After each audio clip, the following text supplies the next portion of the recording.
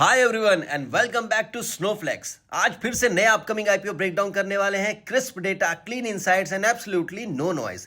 चलिए डिकोड करते हैं इस कंपनी के फंडामेंटल्स, बिजनेस मॉडल और देखते हैं कि मार्केट को क्या नया वैल्यू ऑफर करती है। धारा रेल प्रोजेक्ट्स लिमिटेड अब स्टॉक मार्केट में आ रही है और टाइमिंग काफी इंटरेस्टिंग है। इस वक्त इंडियन रेलवेज में रिकॉर्ड लेवल कैपेक्स और मेंटेनेंस स्पेंडिंग चल रही है। न्यू ट्रेन आ रही है, वंदे भारत एक्सपेंड हो रहा है और साथ ही एग्जिस्टिंग ट्रेन का मेंटेनेंस भी कंटिन्यूअसली होता रहता है। और एग्जैक्टली इसी मेंटेनेंस और इलेक्ट्रिकल सर्विसेज स्पेस में धारा रेल प्रोजेक्ट्स ऑपरेट करती है। यानी कंपनी का बिजनेस ऐसा है जहां डिमांड रिपीट होती है, कॉन्ट्रैक्ट लॉन्ग टर्म होते हैं और गवर्नमेंट का डायरेक्ट सपोर्ट होता है। कंपनी की शुरुआत 2010 में हुई थी और ये ISO 9001:2015 सर्टिफाइड कंपनी है जो क्वालिटी और प्रोसेस डिसिप्लिन शो करता है। धारा रेल प्रोजेक्ट्स का कोर काम है रेलवे रोलिंग स्टॉक का मेंटेनेंस और इलेक्ट्रिकल सर्विसेज। इसके मेजर क्लाइंट्स होते हैं ministry of railways, government of India और काम मिलता है टेंडर्स और OEM पार्टनरशिप के थ्रू। कंपनी का एग्जीक्यूशन पैन इंडिया लेवल पर होता है, यानी सिर्फ एक रीजन पर डिपेंडेंट नहीं है। अब थोड़ा डिटेल में समझते हैं कि कंपनी एक्चुअली करती क्या है। धारा रेल प्रोजेक्ट्स ट्रेन के अंदर और उनके सिस्टम का AMC और रिपेयर वर्क करती है। जैसे ट्रेन लाइटिंग सिस्टम्स, मतलब कोच के अंदर जो इलेक्ट्रिकल लाइटिंग होती है, including Vande Bharat train. OHE tower wagons जो ओवरहेड इलेक्ट्रिक लाइंस मेंटेन करने के काम आते हैं। पावर कार्स और HVAC सिस्टम जो ट्रेन के AC और पावर सप्लाई के लिए क्रिटिकल होते हैं। साथ ही इलेक्ट्रिकल इक्विपमेंट का SITC, मतलब सप्लाई से लेकर इंस्टॉलेशन और टेस्टिंग तक। और कुछ केसेस में कोच ऑपरेशंस और ट्रबल शूटिंग भी आउटसोर्स बेसिस पर करती है। ओवरऑल देखा जाए तो ये एक सर्विस बेस्ड और एसेट लाइट बिजनेस है, लेकिन सक्सेस पूरी तरह एग्जीक्यूशन और एफिशिएंसी पर डिपेंड करती है। ऑर्डर बुक की बात करें तो कंपनी के पास लगभग 144 करोड़ रुपीस का ऑर्डर बुक है। इसका मतलब सिंपल है कि अगली कुछ क्वार्टर्स और ईयर्स के लिए कंपनी के पास काम ऑलरेडी बुक्ड है। और ऑर्डर सिर्फ एक स्टेट या जोन से नहीं, इंडिया के मल्टीपल जियोग्राफीज से आते हैं। इससे बिजनेस को रेवेन्यू विजिबिलिटी और स्टेबिलिटी मिलती है। आईपीओ स्ट्रक्चर की बात करें तो ये एक बुक बिल्डिंग आईपीओ है और कंपनी NSE SME प्लेटफॉर्म पर लिस्ट होगी।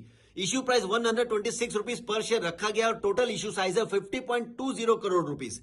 सबसे इंपॉर्टेंट बात यह है कि ये 100% फ्रेश इश्यू है, कोई प्रमोटर एग्जिट नहीं कर रहा। यानी आईपीओ का पूरा पैसा डायरेक्टली कंपनी के बिजनेस में जाएगा, जो एक पॉजिटिव सिग्नल माना जाता है। शेयर कैपिटल एंड डायल्यूशन की बात करें तो आईपीओ से पहले कंपनी के पास 1 करोड़ 11 लाख शेयर्स थे।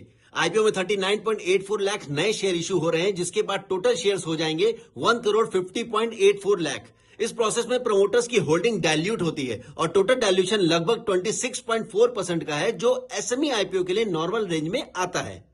अब कंपनी का साइज समझते हैं। आईपीओ प्राइस 126 रुपीस को पोस्ट आईपीओ शेयर्स 1.50 करोड़ से मल्टीप्लाई करते हैं तो कंपनी का पोस्ट आईपीओ मार्केट कैपिटलाइजेशन आता है 190.06 करोड़।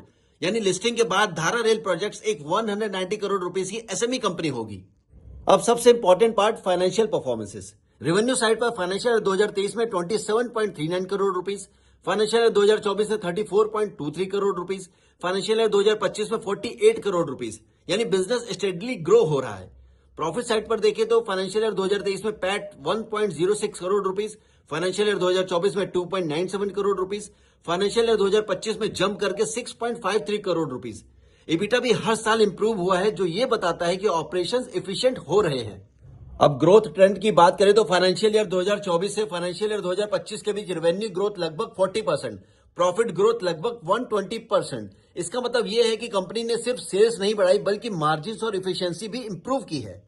यहां एक बहुत इंपॉर्टेंट चीज नोटिस करनी होगी। फाइनेंशियल ईयर 2025 में कंपनी ने पूरे साल में 6.53 करोड़ रुपीस का पैट कमाया, लेकिन फाइनेंशियल ईयर 2026 के सिर्फ पहले 6 मंथ में ही, यानी सितंबर 2025 तक कंपनी ऑलरेडी 7.06 करोड़ कमा चुकी है। यानी हाफ ईयर में ही पिछले पूरे साल से ज्यादा प्रॉफिट। अगर मान लें कि फाइनेंशियल ईयर 2026 का सेकेंड हाफ भी ऐसा ही परफॉर्म करता है तो 7.06 crore rupees into 2 is equal to 14.12 crore. इसे हम एनुअलाइज्ड पैट कहते हैं। ध्यान रहे, ये एक एस्टिमेट है, गारंटी नहीं, लेकिन ट्रेंड जरूर शो करता है।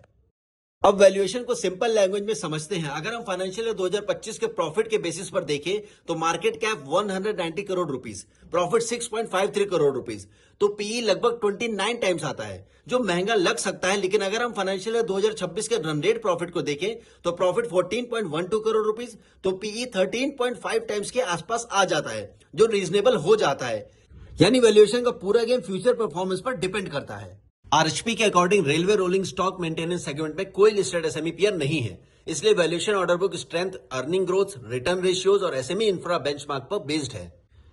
इशू का यूज होगा 7 करोड़ रुपीस डेट रीपेमेंट में, 30.50 करोड़ रुपीस वर्किंग कैपिटल में और जनरल कॉर्पोरेट पर्पसेस के लिए, जो बैलेंस शीट को स्ट्रांग बनाकर ग्रोथ को सपोर्ट करेगा।